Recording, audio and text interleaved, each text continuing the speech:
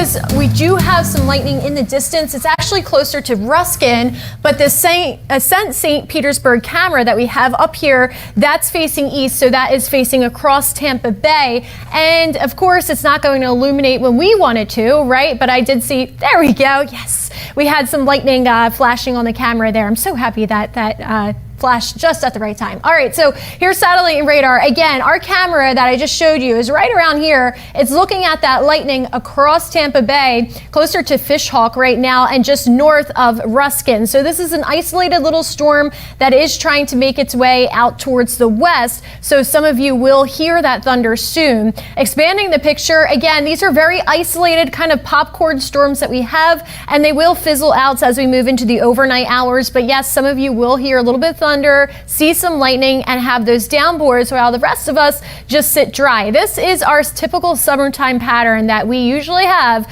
for this time of the year. It's very normal, but let's go over some lightning safety since we're on the subject.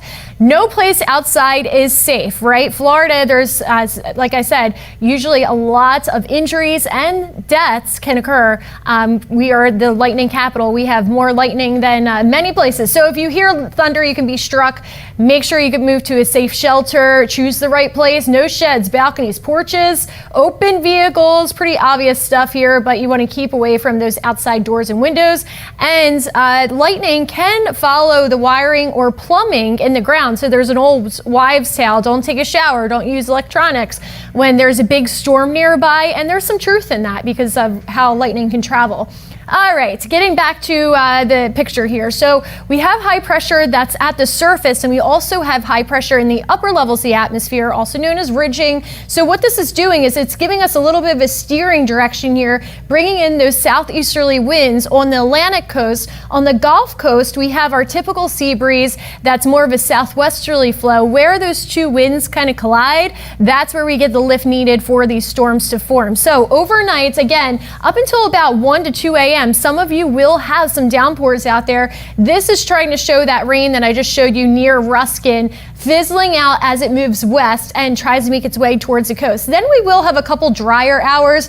By the time we enter into tomorrow morning, just starting to approach lunchtime, those showers will start up along the coast. And then around 12:30, 1 o'clock, we could have a nice juicy downpour across Tampa, the mouth of Tampa Bay, Hillsborough and Pinellas County. And then that all pushes its way inland. So this is pretty typical, again, as far as the wind blows and where we get those sea breeze collisions.